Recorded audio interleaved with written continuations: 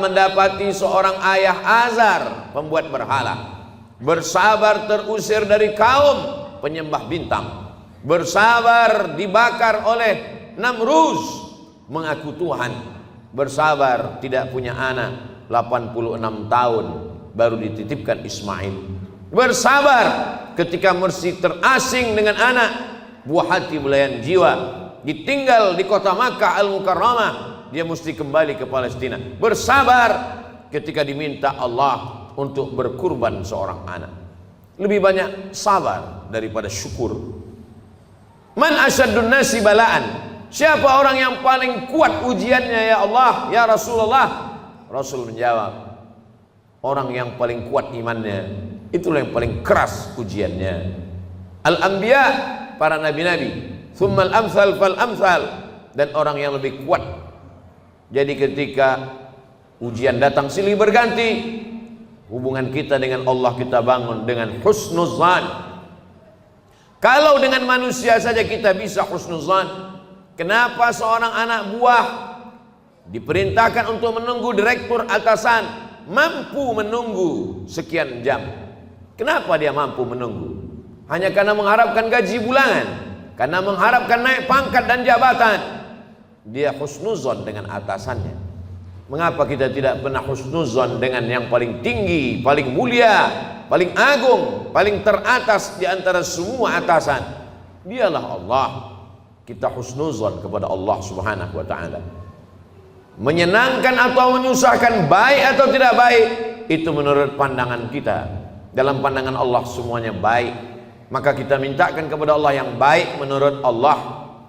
Berapa banyak anak-anak menganggap orang tua tidak sayang. Anak berharap ingin dibelikan handphone, anak berharap ingin dibelikan sepeda motor, anak berharap ingin dibelikan mobil. Orang tua yang tidak membelikan keinginannya menganggap orang tua tidak sayang. Padahal itulah orang tua yang sayang. Dia tidak ingin anak ini rusak, dia tidak ingin anak ini kecanduan game online, dia tidak ingin anak ini akalnya tidak dipakai untuk belajar. Seorang anak saja sulit untuk menangkap logika seorang ayah. Bagaimana dengan logika Allah Subhanahu wa ta'ala? Maka hubungan kita dengan Allah yang paling indah adalah hubungan husnuzan. Buah daripada husnuzan adalah ridha. Sebelum matahari terbit kita sudah katakan aku ridha. Raditu billahi rabba. Aku ridha menerima segala ketetapanmu ya Allah.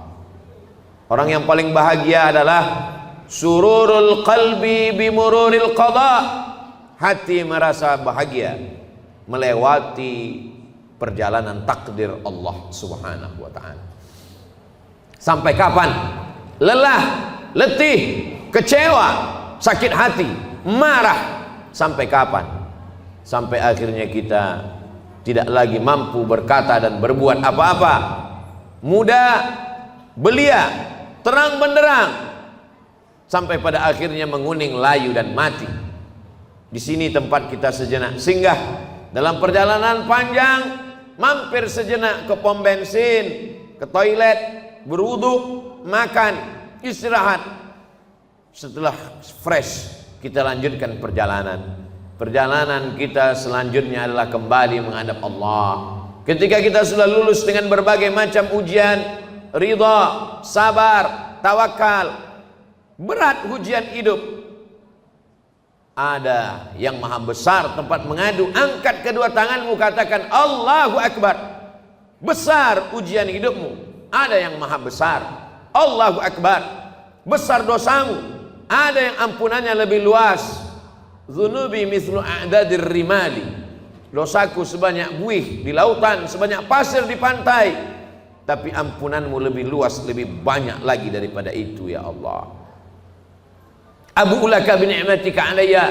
Aku datang menghadapmu membawa nikmatmu, nikmat mata, nikmat tenaga. Wa abu bi dzambi. Tapi justru aku datang membalasnya dengan dosa-dosaku. Tapi aku yakin dan percaya Engkau mengampuni segala silap, salah dan dosa. Innallaha yaqbalu taubatal 'abdi qabla an yugharghir.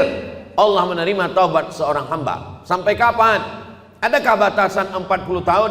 Tidak ada. Sebelum ghargharah, sebelum sakratul maut, kembali ke jalan Allah. Ya ayyuhalladzina amanu, orang yang percaya bahwa dia akan kembali kepada Allah, hidup sejenak sementara.